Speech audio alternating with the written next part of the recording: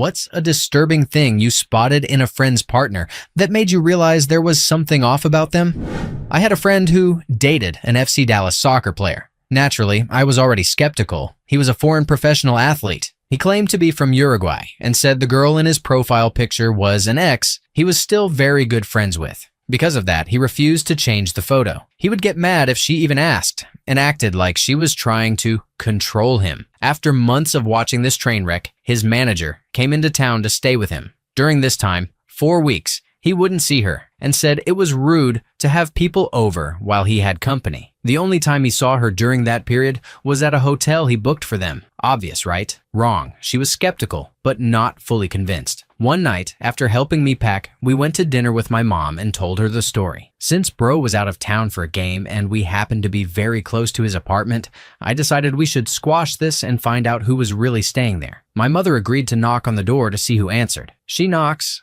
It's the girl from the profile picture. Bro had his real girlfriend staying with him for about 2 months, claiming it was his manager. There were plenty of other clear telltale signs that he was a piece of crap, but she really needed that slap in the face kind of evidence. Story 2. The first thing that stood out was that she's about 7 years younger than him, which I thought was a little odd. But we were all in our mid-20s, so not totally strange. When he finally brought her to my BBQ, I instantly disliked her. She just sat there and stared, didn't engage with anyone, didn't make small talk with the other guests. Nothing. Just stone-cold silence. I figured maybe she was shy, which I could understand. But all she did was whisper to my buddy when he was around. When she did speak, it was little complaints like, "There's a lot of bugs today," or "It's really hot," or "The sun's in my eyes." Nothing particularly off-putting on its own, but since that was literally all she said the entire time, I found it kind of strange. It turns out my SO overheard her conversations with my friend, and she was constantly complaining about me, complaining about how I hosted the BBQ, complaining about my dog, complaining about how I asked my friend to lend a hand when I needed help with something. Since that day, I've literally never heard her say a word that wasn't a direct complaint or a lead into one about something trivial. Once, she even accused me of stacking the deck in Cards Against Humanity. "I bet you took all the good cards and put them in your pile before the game." Then she walked across the room, switched the stacks herself, and complained that she still got shitty cards. I honestly don't understand how anyone can go through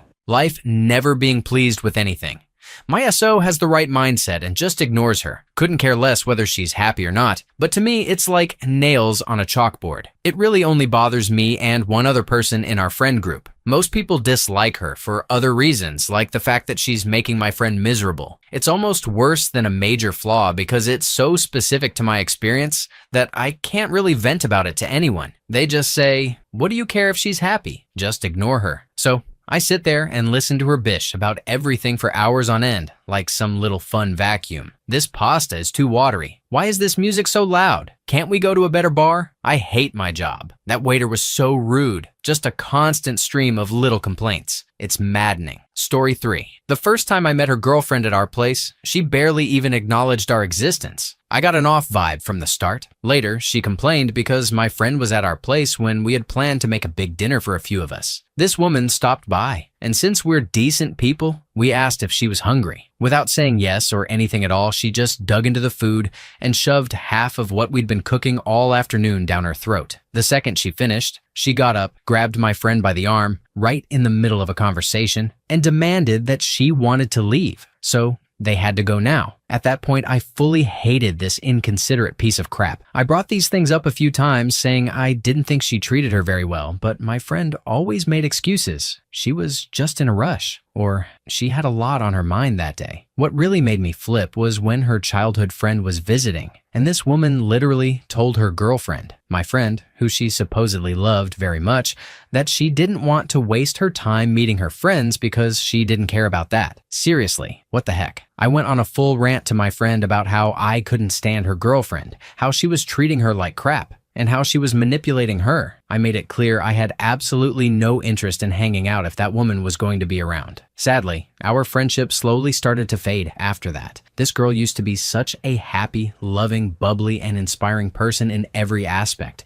The few times I saw her after that, she just became less and less bearable to be around. I frigging hate her girlfriend, and I'm already pissed just writing this. It sounds like it went from 0 to 100 real fast, but I left out a lot of stuff. This all happened over the span of 1.5 years. Story 4. My friend had started seeing a girl a few months earlier. Once they began dating, I barely saw him. One weekend, I called to see if he wanted to come golfing with the guys. He seemed hesitant, but finally agreed, on the condition that we golfed first thing in the morning, right after sunrise. We get to the course, and he's ready to go. Riding in my cart, after a few holes, he starts telling me, 1. His girlfriend wants to be included in everything he does. She doesn't want him doing activities that don't involve her. 2. He hadn't told her he was going golfing because she would have forbidden it. 3. He had loaded his golf clubs into his car the night before and snuck out of their apartment at 5 a.m. while she was sleeping. 4. His plan was to rush back after we finished, get coffee and breakfast, and act like he had just gone for a morning walk to surprise her. Around the 4th hole, his cell phone started ringing. He saw her name on the caller ID but didn't answer. She called back half a dozen times until he finally turned off the phone. He looked nervous. As we drove up to the 10th hole, I heard him mutter, "Oh no," and then saw what he had noticed first. His girlfriend, standing behind the tee blocks, arms folded, scowling at us. We later figured out she must have gone through his emails to find out where he'd gone that morning. When we reached her in our cart, my friend put his head down, apologized to me, and said he had to go. He silently removed his clubs from the cart and followed her back to the parking lot. After that, we stopped inviting him out. They stayed together for another 10 years, and I never saw him without her being present. Eventually, she cheated on him with a coworker and left him. Story 5. He sized me up the second we met and tried to act cocky, then became completely indecisive and pissed off when I didn't react. It then took him 20 minutes to choose from a tiny menu. My friend is a tiny Asian woman. Her boyfriend was a shorter Irish-looking guy, and I'm a 6-foot Arab. We went to the same boxing gym and became good friends quickly. I was used to some of her partners getting jealous or thinking there was something between us. This guy, however, would have absolute fits of jealousy anytime she hung out with anyone else, then collapse in on himself once the fit passed. He never hit her, but he certainly knew how to play on her insecurities. They're both psychiatric therapists, and it seemed like he knew exactly how to hit someone's issues. But nothing was ever his fault, and he never stuck to his decisions. I warned her against him many times, but she's never been the best judge of partners. It all came to a head when they were on a trip to Europe and she started feeling very sick. It turned out she was in the first 2 months of a pregnancy that wasn't going well. His reaction was a mix of, "You dumb bitch, how could you do this to me?" and "We're going to be together forever for our child." Thankfully, she got out of there, took the first plane back to the States, and had a medical abortion. Story 6. My whole family has been obsessed with Doctor Who since the 70s. It's almost like a religion to us. Everyone knows this. When my sister was about to get married, I asked her fiancé if he was prepared to like Doctor Who since it was basically a requirement for joining the family. He responded, "I absolutely hate Doctor Who. You have to be an idiot to like that show." I replied playfully, you realize you just insulted everyone in this room? My sister, my husband, and our kids, my mom and dad." He then launched into a 30-minute lecture, explaining his opinions in full detail. I'm fine if someone doesn't like the same shows I do, but maybe you can do it politely without calling people idiots. She still married him, but later discovered he had a violent criminal past. Years after their divorce, he's still violating the restraining order, sabotaging her business and relationships, and ignoring child support. Story 7. A close friend of mine kept asking my wife and me to double date with his girlfriend, so we decided to have them over for Chinese food and a game of Monopoly. I had an egg roll and some noodles on my plate when I stepped away to make a drink. When I came back, the girl had tossed my entire plate, including the untouched egg roll, into the trash without saying a word. She's 10 years older than us, divorced with a kid, so maybe she thought it was some kind of motherly duty, but it still left me pissed. She then proceeded to have no understanding of the Monopoly trade concept, consistently offering us get-out-of-jail-free cards for Boardwalk and Park Place. She claimed she hadn't played the game in years, but I'm not sure how that would affect basic valuation comprehension. They've been on and off for the last year, during which she's hooked up with multiple other guys. The egg roll incident tipped me off from the very beginning. Story 8. I already knew this girl was a piece of work, but this was the moment she lost any potential respect from me. One afternoon, I was casually hanging out in the living room with one of my longtime best friends and a few other people when his 3-month live-in girlfriend suddenly said, "If your friends don't leave right frigging now, I'll burn this house to the ground." He tossed her a lighter and said something along the lines of, "Do what you need to do, but we're not going anywhere." She didn't burn the house down or even light anything on fire. When they eventually broke up, he was moving his things out with her grandmother present. She was sobbing, begging him to stay, and literally laid down on the floor and grabbed his leg, so he ended up dragging her around like something out of a cartoon. Story 9. When I met her for the first time, after the usual nice to meet you, she immediately tried to play matchmaker, wanting to hook me up with one of her friends who had been arrested multiple times. Then she tried to set me up with another friend who already had a boyfriend. I ended up becoming good friends with that girl though, and helped her stop being friends with my friend's girlfriend because she was constantly treating her like crap. Then came the ultimatums. She invited me and a few others over to her house to smoke and drink. And when I asked my friend if he wanted to join, she said right in front of me, "If you smoke, I'm breaking up with you." That was awkward as hell. She couldn't take a joke. At a Halloween party, she came up to me and claimed my friend had hit her. Turns out it didn't happen. She was making things up to come between us. It took a while, but I was finally able to convince him to break up with her after she had a huge meltdown, calling me a piece of crap, even though all I'd done was try to coexist. She sent angry texts to me about being friends with a girl she had tried to set me up with, and about not getting in the way of her already established relationship with her boyfriend. She called me a bad friend for not fully supporting their relationship. She was mentally and emotionally abusive to my friend, constantly putting down anything he wanted to do and making him feel like crap. She was just a huge jerk, and I thank God he got out of that relationship. I also once had her and her friend over at my house to hang out by the pool. She asked me for a glass of water, so I got it for her. When I came outside, I saw her going through my phone to check what me and my friend were talking about. She had no respect for anyone's privacy, and it really pissed me off. That's when I realized just how crazy she was. Story 10. In no particular order. She took advantage of him while he was drunk and encouraged him,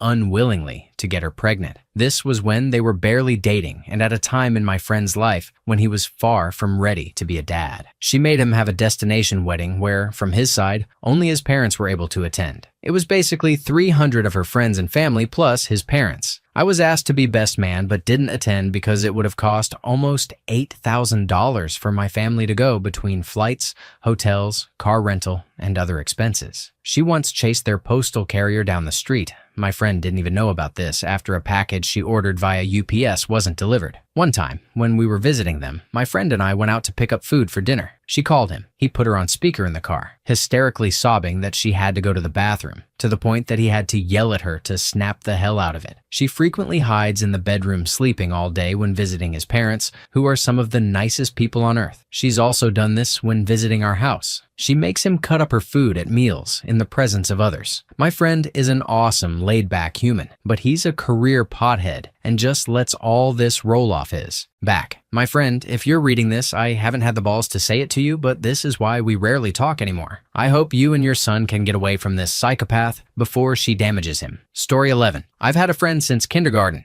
We went to the same schools all the way through university. She started dating a guy in college who was a musician. There were a lot of things about him that annoyed me or rubbed me the wrong way, but nothing I felt was worth bringing up to her. For the sake of this story, I'll call him Anonymous Folk Musician, or AFM. One of his quirks, which she knew about but seemed fine with, was that his stage persona was that he was single and always looking for a bed in the audience to sleep in. I'd go to his shows with her, and he'd point out friends and family in the audience saying hi between songs, but never her. Not once. He proposed after they'd been dating for 8 years, and their wedding was set for a year later. During that year, AFM came to play in the small town where I was living at the time. My friend was coming into town with him, so I planned to go see his show with her. They were staying at a mutual friend's house. The morning of the show, I was talking about my day's plans with my housemates. When I mentioned going to AFM's show, one housemate said, "Wow, me too. How do you know AFM?" "He's engaged to my best friend," I replied. "He has a girlfriend?" my housemate exclaimed. "No, he has a fiance." "Wait,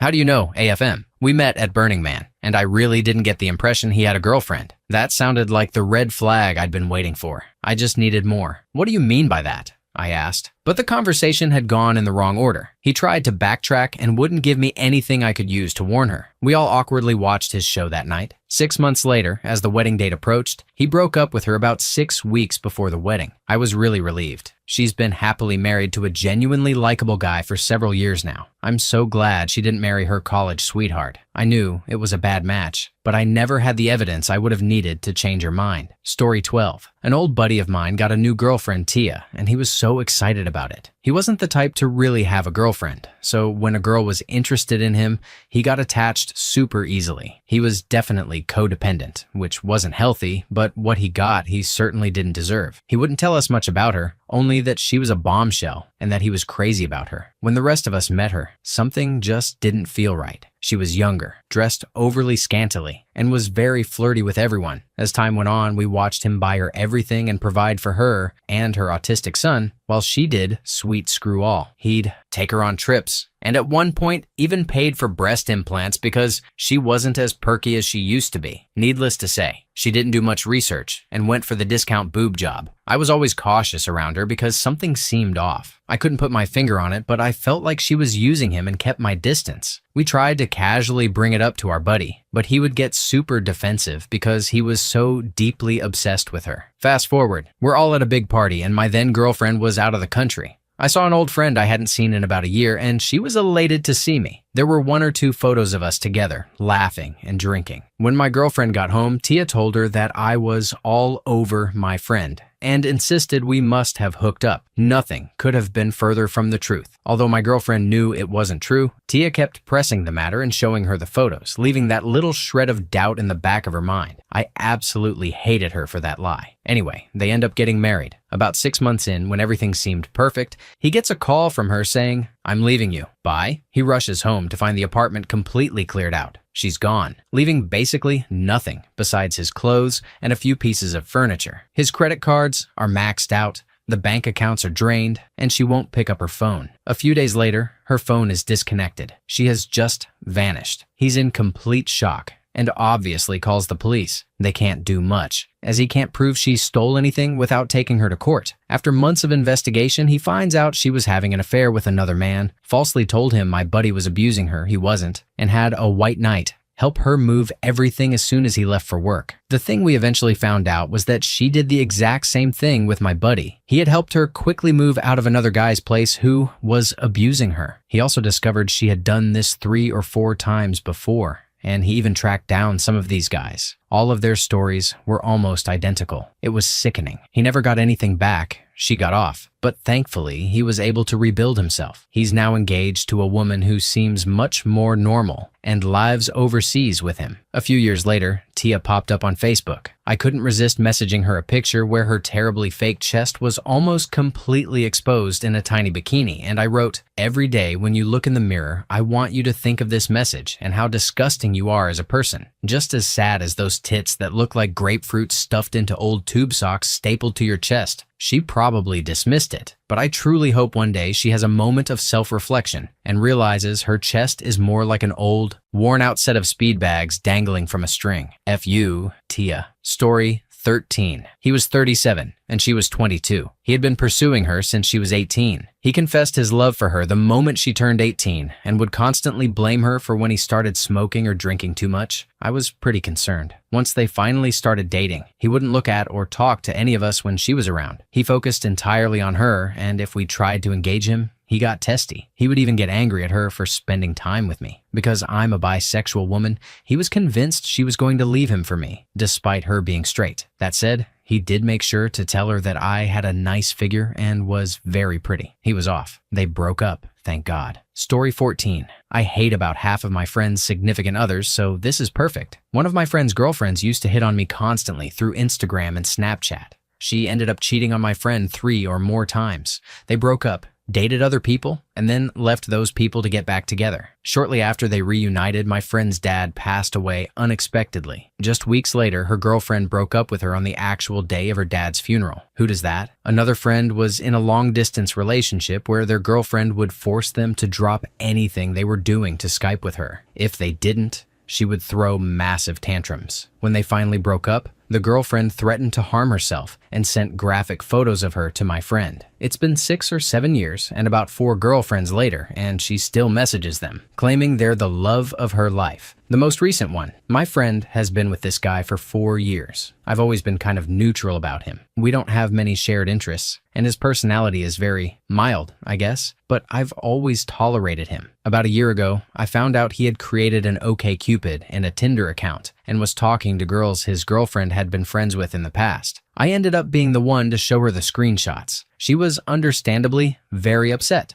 and called him. He acted completely blasé, like he had just forgotten to pick up milk at the store instead of literally trying to cheat with 2 separate people. His excuses were, I was lonely and I just wanted to make friends. But I don't buy it for a second. There are plenty of non-dating apps for that. They ended up breaking up shortly after, but he supposedly got kicked out of his house by his grandparents, which I think was either exaggerated or complete BS. Rachel, being the angel she is, offered him her place. They now live in a new apartment together. I'm happy my friend is happy, but I do not trust her boyfriend. I think he's a stupid man-child. Story 15. Well, she had a ton of warning signs, but the biggest one to me happened. Shortly before they broke up, my buddy bought a dog, a beautiful Shiba Inu. This is a family that has always allowed their dogs on the couch. They just let them hop up whenever they wanted. We were hanging out in the basement of my buddy's place, and the dog jumps onto the couch to sit next to its owner. His girlfriend immediately shoves it off and glares, saying, "Dogs aren't allowed on the furniture." My friend says nothing, so I speak up. "She's not your dog, and this isn't your house." I pick the dog up and plunk it back onto the couch next to me. She glares at me, about to retort, but I cut her off and reaffirm that it's not her house. She doesn't own the dog, and every dog this family has ever owned has been allowed on the couch. She acted like she could make the rules in someone else's house, rules even my friend who still lived with his parents wasn't allowed to make. I've never encountered a woman so young, only 20, and so obsessed with control. Story 16. The number of animals she had. I could understand it if she were a farmer or running a fully stocked zoo with trained staff, but she was a girl in her mid-20s, living in a small 2-bedroom house. She had about 12 dogs, a bunch of cats, a couple of hairless rats, snakes, hamsters, and fish. Her house stank badly because she couldn't keep up with all the animals. All of her furniture was filthy, and something seemed to defecate in her bed almost daily. She was also known for stealing other people's pets if she felt they weren't taking proper care of them. There was almost always something dying in her house. She was in a constant state of mourning for one animal or another. Animals just aren't meant to live bunched up together like that in someone's home. My friend later dumped her when he found out she was cheating on him. She got pregnant and never really stopped drinking or using drugs while expecting. The child was born 3 months premature with significant health problems. That was almost a year ago, and the baby is still in the hospital today. Story 17. My best and closest friend is dating a not-so-great girl. Thankfully, I have Reddit to vent about her since none of my other friends have put as much thought into it as I have. She's polite to a fault and means well, so people don't notice. I don't even know where to start. The first summer I met her, she was pretty cool. I actually felt bad for her at the time. Now she's moved from the opposite coast, and her parents practically forced my buddy to let her move in, just after they had a big fight because she was going through his phone. She doesn't like that a large number of our childhood friends are very attractive girls and that he talks to them. She's so jealous that he'd rather lie than argue about going to dinner with one of our closest and oldest friends. He's a friendly guy and randomly calls everyone just like his mom to catch up. What's wrong with that? The biggest issue I have with her is how possessive she is because of her ridiculous insecurity. My theory is that she regrets moving out here for him and is overcompensating to make herself feel better. According to her, every one of our childhood friends is closer to her than to us. She sticks her nose up at everything we do, then talks about how trashy some of our friends are. The very same people she's close with. She really needs to get over herself. She's just not fun, and it sucks. Before she moved in, we would go to the bar down the street, half a mile at most, every Friday. It didn't have to be every week or even Fridays. Now, he stays home. We don't even have fun drinking at his own place anymore, all because he doesn't want to get in a fight with her about, I don't even know what. Heaven forbid he go have some fun with the guys. Now, he's talking about moving away and getting married, and the grounds for the marriage seem to be simply that they've been together for so long. That's it. Nothing else. That's an awful reason. Whatever. She sucks. Their relationship sucks, and I want my best friend back. Maybe this is why I'm still single, but relationships shouldn't be a chore. They shouldn't change you. They should improve, What already makes you you? Story 18. About 4.5 years ago,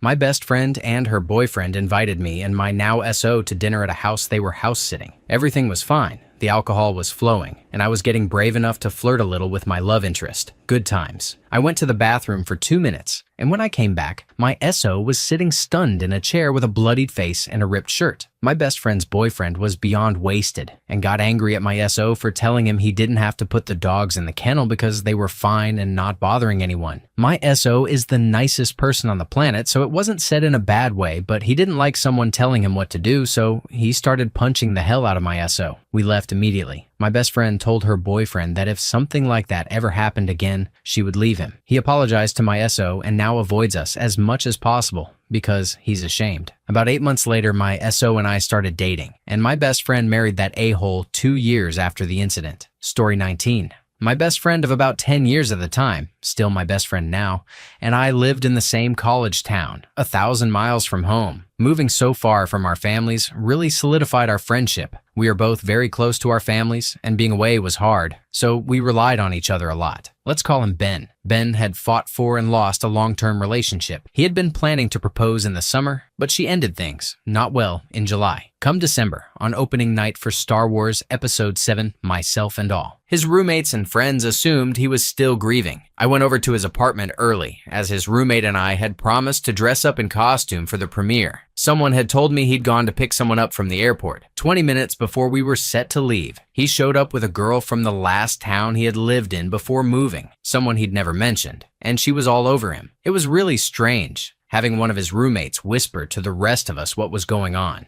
Apparently, she had moved to Denton, Texas, right after he moved away, and they had been commenting on posts by mutual Facebook friends, noticed each other being clever, and had been talking online for weeks. She had family in our area who she planned to visit at Christmas anyway, so she flew up that day to join us for the movie and meet him in real life. I didn't like the surprise, mostly because if he really had confidence in this idea, he wouldn't have kept it from me. That feeling got worse when I realized she had spent her entire trip at his apartment and hadn't visited her family at all. She even fought with him when he mentioned a piece of his past that hadn't come up before, playing the victim and saying all this crud about being sick of lying people in her life. Like, y'all just met. He's not just going to hand you a thumb drive with all his baggage. Chill out.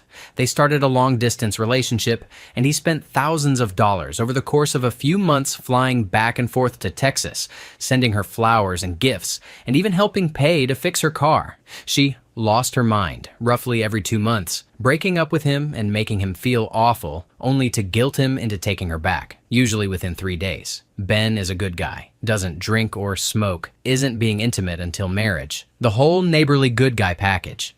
Every time she broke things off, she would get high, drunk, strung out, and hook up with her ex-husband. She was 23 at the time, going through her second divorce. I say ex because legally they were still married. The divorce had literally just started, and they didn't file until after she flew here to meet Ben. After she dumped him the second time, Ben and I went to see Deadpool to cheer him up. Of course, they got back together after we left the theater. 2 days later, she lost it because he went to see Deadpool. It's so pornographic and tacky, she told him, calling him the scum of the earth for wanting to see a movie like that. That was where he finally drew the line. Nobody messes with our Marvel fandom. He came over to my place for more privacy than his 5 roommates could provide, waiting for her to call and apologize. I made him say to her in front of me, while I made him comfort food, I'm not heartless, that he wasn't going to keep doing this and that their relationship was really over. We had pizza and watched cartoons until he felt well enough to drive home. She continued to be a nuisance for a few months, but eventually stopped bothering him. About a month after the ordeal, she even brought her new boyfriend to visit and tried to dangle him in front of Ben,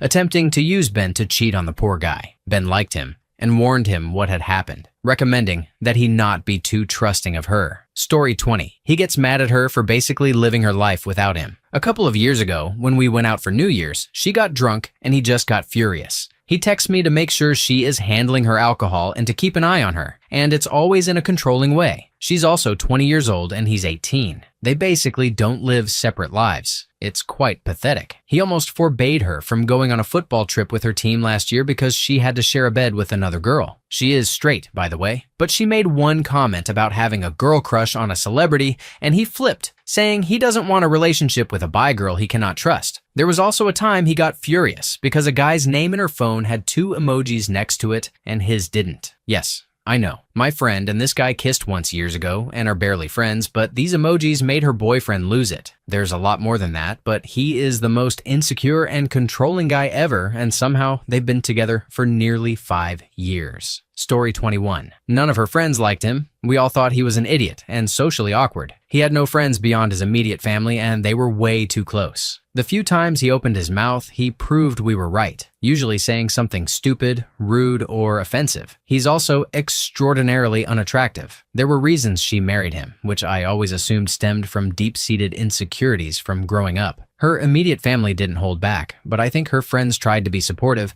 assuming she saw something we didn't. They fought terribly before marriage, breaking up several times, once even after the wedding was already booked, costing her parents tens of thousands of dollars in deposits. Anyone outside the situation would immediately see this as a red flag. They did finally marry, unfortunately. Then she got sick, very, very sick. His reaction to her illness was mostly self-pity, 99% self-pity that her illness was happening to him. She finally realized she shouldn't waste a minute of the time she had left with this a-hole and kicked him out. For the last 5 years, she's been fighting a war on 2 fronts, trying to divorce a narcissistic, angry Neanderthal on one side and battling stage 4 aggressive, incurable cancer on the other. When she first told her family and friends she was divorcing him, not a single person expressed surprise or regret. The most common answer was, about frigging time. Story 22. I introduced my best friend to his now ex-wife. She was actually the sister of a mutual friend we both knew, but he hadn't met her yet. They went on a couple of dates, and things didn't seem right from the start. She would talk about her aspirations and how she wanted to do a lot of things but couldn't for some reason. It quickly became clear. If she tried something once and wasn't immediately good at it, she gave up completely. She went to community college for a semester, failed a single test, and dropped out. She went to beauty school, messed up dyeing hair once, and quit. She got a job as a secretary, accidentally routed a call to the wrong person on her first day, and quit. I told my best friend that she wasn't someone he should consider for a long-term relationship. But after I got engaged, she pressured him into getting engaged too. After they got engaged, she quit her job and refused to look for another, expecting him to take care of her. They were married 6 years before divorcing because he couldn't handle her constantly giving up on everything. He was trying to advance in a highly competitive field, going through over 50 interviews for the job he wanted. And every time she would mentally abuse him, telling him he was a failure and to give up. When he finally landed the job, she acted like she had encouraged him all along and claimed he was nothing without her. About a year later, he left her. That was the happiest day of his life. Story 23. I've been best friends with this guy for 20 years. I even moved in with him and his girlfriend, who he'd been dating for a couple of years. I never thought she was all that great, but he seemed happy. So I stayed quiet and let him live his life. One Friday night, before a weekend trip we'd all planned months in advance, she invited a group of us over, about 9 people in total, some couples, some single. Most of us had been friends for a long time, college roommates, etc. The place wasn't huge, but it had enough room. The guys decided to go out for pizza and beer, as guys do. One bought the beer, one bought the pizza, and I bought food for breakfast the next morning. We didn't let the host pay for any of it because he was hosting. We got home, ate the pizza, had some beers, played Madden, told jokes, and had fun. At 8 p.m., she said we needed to keep it quiet. At 9, she repeated it and told my buddy to put away the whiskey he brought because she didn't want us drinking anymore. At 10, she said she was going to bed, and we all needed to go to bed too so we wouldn't wake her up or sleep in. Shortly after, she added that we weren't allowed to use the fan or AC in the guest room, August in New England, because it wasn't that hot, and something about her electric bill. The next morning, she told us nobody was allowed to shower before leaving the house because it would be too much extra laundry. On top of that, we all only got half a mug of coffee because she wouldn't let us open another can of her coffee. I don't mind sharing if there's not much and we all need to make do. I actually love sharing. But when you have an extra can and refuse to give it up, being that selfish, yeah, that's just being a selfish twat. Around 11 a.m., we were all dying to leave her place and escape these ridiculous rules. Of course, she was still showering and getting ready. Meanwhile, a friend and I fired up Madden for a rematch from the night before, with plenty of trash talk. I scored a touchdown, and in not-so-inside voice, told my friend to S my D. At that moment, she stormed out of her room and yelled at me, calling me a disrespectful a-hole who was lucky she even invited me, and demanded that I apologize, or she wouldn't leave. I didn't apologize. She went back to her room and cried. Eventually, some of the other girls calmed her down and convinced her to go on the trip. Everyone was super mad at her for ruining the vibe, and I felt bad for everyone else. It was a terrible weekend. F you, Hillary. You are a terrible person with a huge forehead. Story 24. We were playing board games at a friend's house when they arrived a little late, coming straight from a drive-thru. Once she finished her meal, she crumpled up the wrapper and just dropped it on the floor beside her. She didn't bother to walk literally 5 steps to the garbage, just left it there, and continued the conversation as if nothing had happened. That level of arrogance and general disrespect for others and their surroundings became more and more obvious over time. It was a small thing, but I noticed it early. Honestly, it kind of blew my mind because she was coming across as a pretty intelligent person. Story 25. Oh, where to begin? Let's just say she was super nice to everyone, except him. I heard their fights through the wall. Her erratic behavior pointed to drugs, and eventually meth was confirmed. Whenever she was around, he was guarded in what he said. Our friendship dynamic changed the second she reappeared each time. He was a normal guy, but when she was around, his life became a constant tightrope walk, trying not to piss her off. He was always depressed, always saying he loved her. Strangely, he was happy when she was gone. We all saw the manipulation. Over time, it wrecked his mental stability. I strongly suspect he started doing hard drugs with her again just to keep her happy. I heard her tell him to off himself more than once. About a year ago, she won, and we all lost him. Story 26. My best friend started dating this guy who seemed super chill and funny. He and I didn't really talk much, but we could hang out when we were all together. He's also a very close friend of my girlfriend. My best friend and I would often grab each other's faces or smack each other's buns because we're girls, I don't know. We did it all the time. One day, while my friend, this guy, and I were waiting for my girlfriend, I went to pinch her cheek. Out of nowhere, he grabbed my hand and whispered, "If you touch her, I will break all your fingers." Completely out of the blue. He genuinely believed that because I'm a lesbian, I was trying to sabotage his relationship so I could get with her. She ended up dating him for a few years, and I later found out he was physically abusing her on a daily basis. And it all started the day he grabbed my hand. She's with a new, amazing guy now, engaged and expecting their first child. I still can't help but feel terrible, thinking that my interactions somehow set off the chain of events she had to endure with that idiot. Story 27. My friend and I were living together at the time, and his SO was from another state, so she'd visit maybe once or twice a year. He was on his way out of the military, so that arrangement worked for them. Whenever she came over, he became a completely different person. Normally, he was witty, always ready to trade barbs with me or our other roommate, happy to talk about games or watch silly movies. But when she was around, he was just no one, literally no one. He completely lost his personality around us. They'd spend all day together, which I understood since they spent so much time apart. But when they finally came out of their room and we grilled food or had dinner, all that came through were her opinions and thoughts. Our friend was just missing. As soon as she left, everything went back to normal. There wasn't much I could do to discourage him. She was clearly the bee's knees to him in every way. They live together now,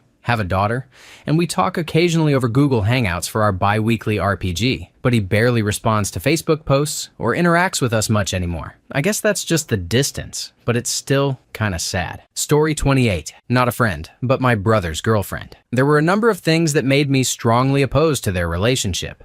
I gave her more chances than most of my family, mainly because she was the younger sister of a friend I'd known in high school, and I knew she came from a really messed up home life. 1. She wore white to my sister's wedding, after crying about my sister flipping out over the white dress she'd bought. The only thing she did to try to make it better was wear a cropped sweater jacket over the dress during the ceremony. I gave her a lot of leeway here because of her background. Maybe she honestly didn't know any better. 2. She started showering, brushing her teeth, and generally getting ready at our house. My mom put her foot down. They were seniors in high school and acting like they lived together, like they owned the place. Even though they'd only been dating about a month, showering in particular was a step too far. She still gets ready here, but at least now she doesn't shower here when someone is home. 3. She arrives at our home and immediately changes out of one of the 2 outfits she brought and into my brother's clothes. Pants, shirts, sweaters, whatever, for no reason at all. The worst part is that she'll wear them for a week, then bring them back and dump them in the laundry, effectively making my mom do an extra person's worth of laundry. That's just straight up disrespectful. 4. She started pointing out every couple she saw in media and saying to my brother, "Oh, that's us," even if the couple she's referencing is abusive or clearly dysfunctional. 5. She eats dinner with my family almost every day, and if we go out to eat, she orders an expensive dish,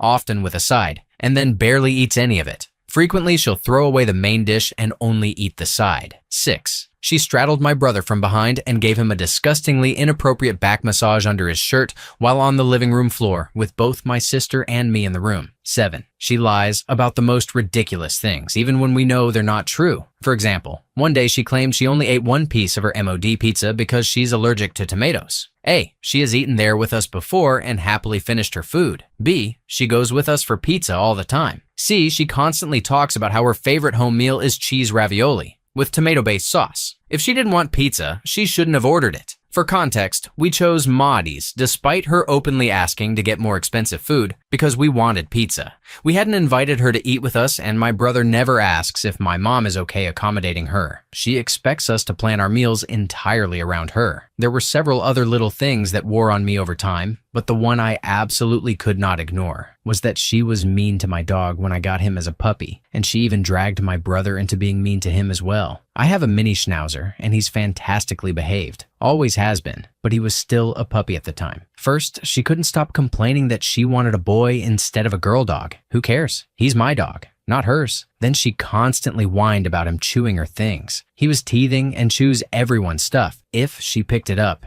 it wouldn't have been a problem. At one point, she had my brother threaten to kill my pup via text because he chewed her glasses. I immediately threatened him back if he ever said anything like that about my dog again. My dog had gotten into her purse 3 times that day alone. He'd been able to jump on the couch for roughly a month, and I had repeatedly told her to move her stuff because he kept getting into it while I went upstairs. Of course, he got her glasses out of her purse. The kicker? He'd already chewed my mom's and my glasses far worse than hers. She complained that she wouldn't be able to drive, despite never actually driving anywhere, herself relying on my brother instead. But eventually, she dropped it. Later on, she started complaining that my 1-year-old pup was biting her when he played. That was weird because he doesn't bite anyone else. Maybe it had something to do with the way she cooed the word no around him when I was present and screamed at him when I wasn't. Not only was he confused, he had no idea what she was upset about because she was so inconsistent. I suggested she try yelping when he bites, immediately stand up and walk away. I'd asked her to do this several times over the past year.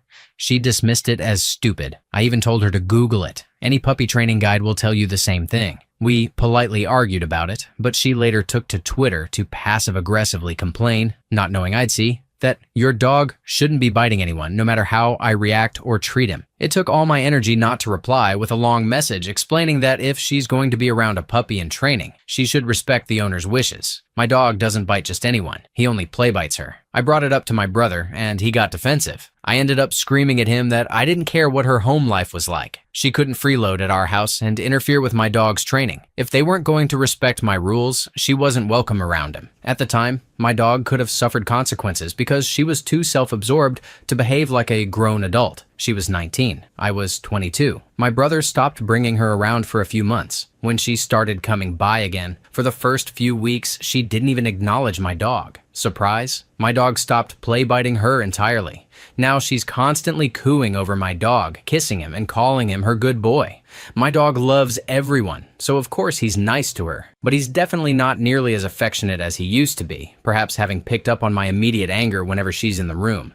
One day, I'm going to snap because it's disgusting. I like to phrase it as her and my brother playing house with my dog, acting like they trained and raised him, when in reality I've done at least 90% of the work. Vet bills, feeding, daily walks, outings, and even grooming. I hate that they take him on walks when I'm not home, and sometimes my brother's girlfriend looks personally offended when I take credit for his care and upbringing. She gets this dark, almost murderous look when I take him out. So I make sure to do it as soon as they sit down to cuddle and call him over. They seem to try to compete even if I vocally said I'm taking him on a walk, as though they think he'll choose them over me. He comes to check in with me regularly, even when spending time with them. I can't wait to be financially independent so I can move out and take my dog away from her for good. Story 29. Oh boy, this one guy. My high school best friend had a habit of dating total scrubs, but this one, Josh, was particularly awful. He was 20. He was the fedora-wearing type. Side note, he had hair on the sides of his head but was completely bald on top, Squidward style. Not his fault,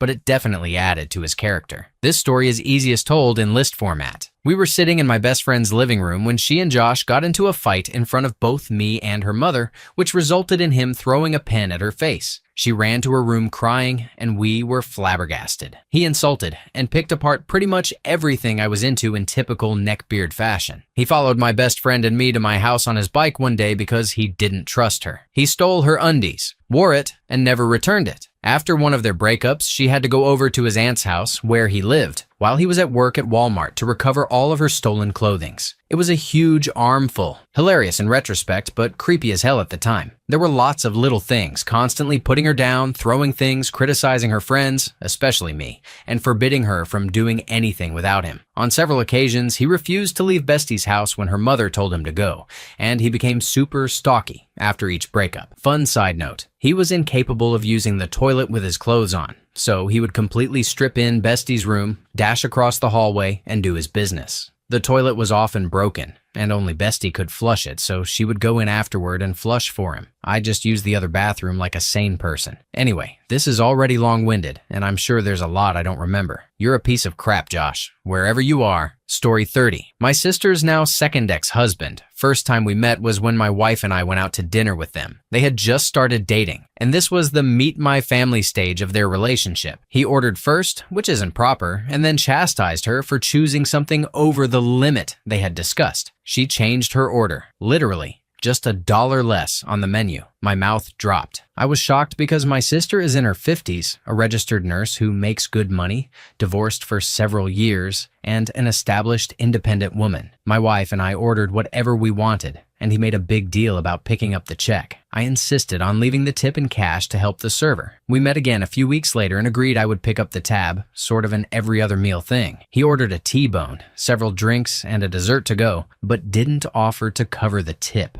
I had about $20 in cash and asked him to throw in $20 if he had it. He sighed and made a production out of it. After that, our schedules never seemed to line up for dinner. Thankfully, the marriage only lasted a few years. Story 31. So many reasons why Rob is frustrating. 1. When our friend said he worked at Boeing, let's call him Rob, he said, "Are you a mechanic? You look like a mechanic." That friend is a vice president. 2. My dog loves everyone and will let kids pull his ears and roll all over him. I've only ever seen him hurt flies. Rob went to pet him, and my dog snapped at his hand. In 8 years, I've never seen him snap at another human. 3. Rob called me asking to go kayaking off our dock. We lived on a lake at the time, and mentioned he'd bring stuff to grill. I said sure. Once he and his friend got there, it became clear that going kayaking meant he and his friend using our kayaks, not us. It got better when he brought a cooler to the grill and took out 2 steaks and nothing else. He didn't intend to share a meal, but still asked us for plates, silverware, seasoning, beer, and instructions on how to cook the steak. When I came out to help instead of my fiancée, he said, "It's cool. Grilling is a man's business." He burnt the steak. 4. I invited a friend and Rob to dinner. My fiancé and the friend were talking about technology protocols and their management. Rob looked at me and sincerely mansplained, "Have you been able to follow any of what we're talking about? It must be tough for you since we're so accomplished."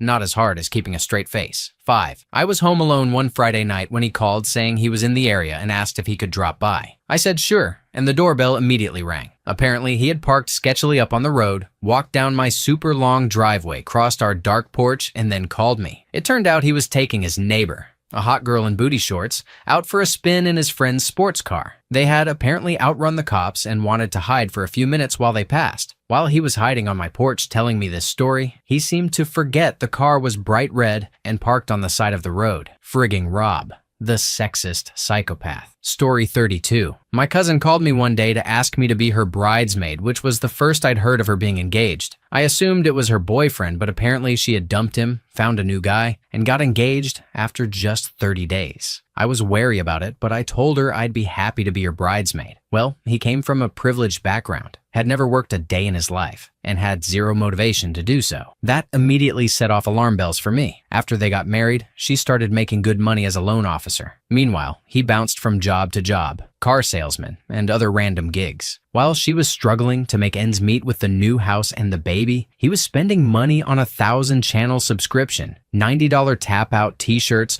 $280 Rock and Republic jeans, AIO Lexus, and who knows what else. One day during my long weekend visit to her place, she lived in Vegas, we were in San Diego, he showed her his birthday gift from her, 3 tap-out t-shirts and 2 pairs of Rock and Republic jeans, all things he actually wore. She had only promised him 1 pair of those jeans and no shirts. Months later, she finally made him move out and get his own apartment so he could feel the financial strain she had been living with. He was supposed to stay there for 1 month, but he didn't last. He came home while she was at work, packed all his stuff, and drove to Chicago to live with his parents. And he was in his mid-30s. She couldn't even get child support because his cousin employed him under the table as a bartender. They're divorced now. I had predicted all of this, and she called me crying, begging me not to say I told you so. So I didn't. She's far more successful without him. He's still living with his parents while she just bought her second house in San Diego, where her parents now live. She even helps pay their bills. And still, no child support. Story 33. She has about 200 to 300 pairs of shoes, says she hates her parents because they were oppressive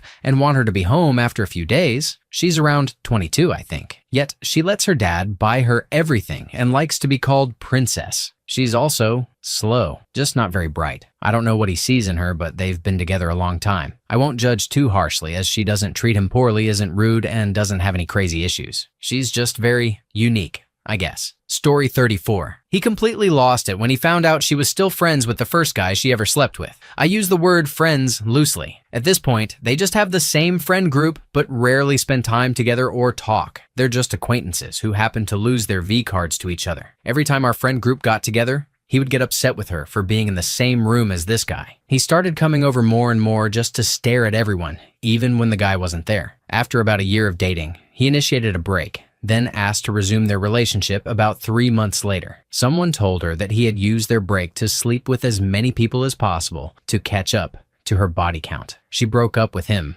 but they got back together not long after. Just recently, we went out to a bar, and my friend saw someone she knew from school. They exchanged a wave and a simple, "Hey," as this guy walked away. Her boyfriend literally spit on him because he had the audacity to acknowledge her. She plays it off as him being the most jealous person she's ever known. I call that immature and toxic. Story 35. I'm going to give some perspective from the inside of one of these toxic relationships in the hope that it might save someone from going through what I did. And for the record, I'm a guy. Men can be victims in abusive relationships too. Here are some of the easiest warning signs to spot. These apply to all relationships, regardless of gender or sexual orientation. 1. Does your friend constantly have to explain or apologize for their partner's behavior? 2. Do they spend less and less time with you and other friends because their partner demanded it or simply doesn't like you or anyone else in their life? If the friends are genuinely terrible, that's another issue. But I'm assuming you're decent people. 3. Does your friend seem fine when they're with you,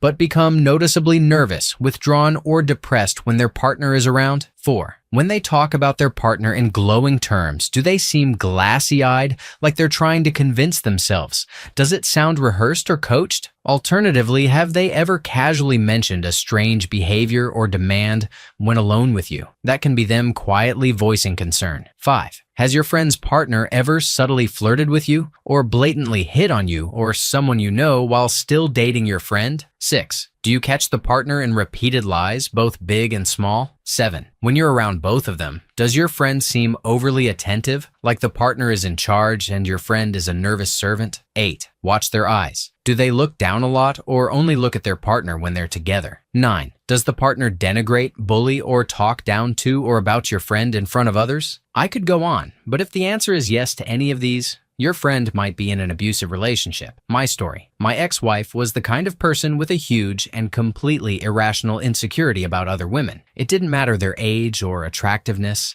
Every woman was a threat to her in some way. Even the women in my own family were a threat. They're judging me. She would keep me up at night for hours interrogating me, asking whether I thought this or that woman was attractive. Sometimes it was someone real. Sometimes just a woman on TV. If I wanted any sleep, I had to get good at convincing her that I thought every other woman on the planet was a cave troll. A perfect example. I once had lunch with a female friend at work. She was a sweet, older woman I'd become friends with, old enough to be my mom and with her own family. I thought of her as my work mom. We mostly talked about work stuff. That night, I mentioned to my ex that I'd had a nice lunch break with a lady from work. My ex knew who she was. She completely lost it. Apparently, this was the most bitter betrayal imaginable. Lunch apparently equaled banging over a table. After 3 hours, her angry crying the entire time, I decided it was easier to just stop hanging out with my work friend. The next day, I told her. She didn't understand, but she agreed. I'll never forget the look of confusion, pity, and disappointment on her face. All I can say at this point to explain myself is that I was young and stupid, and I had never encountered someone so manipulative. She didn't just show up acting crazy. She was smart, middle class, not some obvious train wreck, and could easily pass as normal. It took time to see how skewed her thinking really was. By the time I figured it out, she had me pretty well mapped out and knew exactly how to push my buttons, using intimacy or crying and arguing me into submission. She was extremely good at manipulation. It felt like she'd taken a class on how to destroy an insecure guy's confidence and grind him down to dust. If you Google Chinese water torture, you'll have some idea of what I went through. Constant, relentless questioning and harassment until I eventually gave in just to make it stop. Eventually, I became the broken shell she wanted. It got so bad that I started looking at the ground whenever other women were around, or even when they were on TV, just to avoid triggering another interrogation. During the relationship, I slowly pulled away from my friends and family. Part of it was her not wanting me around people she felt judged or threatened by. The other part was me subconsciously hating having to lie for her or constantly explain and defend her behavior.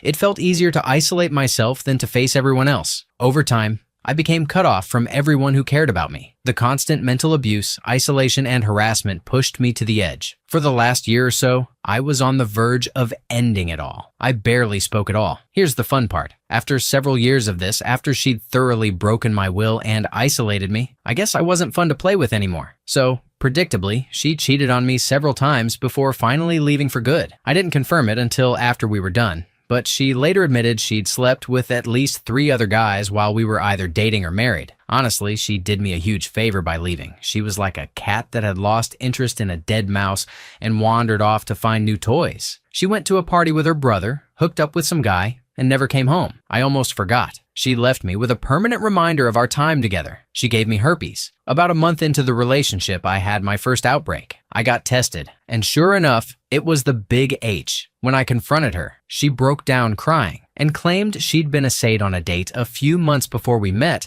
and that the guy had infected her. I suggested we go to the police and have him arrested. She gave me some vague, half-hearted excuse to drop it, and because I was already conditioned to do what she wanted, I did. After the divorce, she finally admitted she'd made the entire essay story up and had known she was carrying the disease the whole time. Lying about essay makes you human trash in my book. Knowingly being intimate without disclosing that you're carrying an incurable STD is pretty messed up too. She figured I wouldn't get it because I always wore condoms. She was wrong. I ended up with it at the base of my shaft after about half an hour of her riding me like she was trying to start a fire one night. She gave me just enough friction burn for the virus to get into my skin. I'm really glad I didn't go down on her that night. That lovely, incurable bastard of a disease added to the feeling of being trapped from the very beginning of the relationship. I believed that even if I left, no woman would want to be with me once I was infected. Apparently, she didn't share those concerns since the guys she cheated with had no idea she was carrying herpes.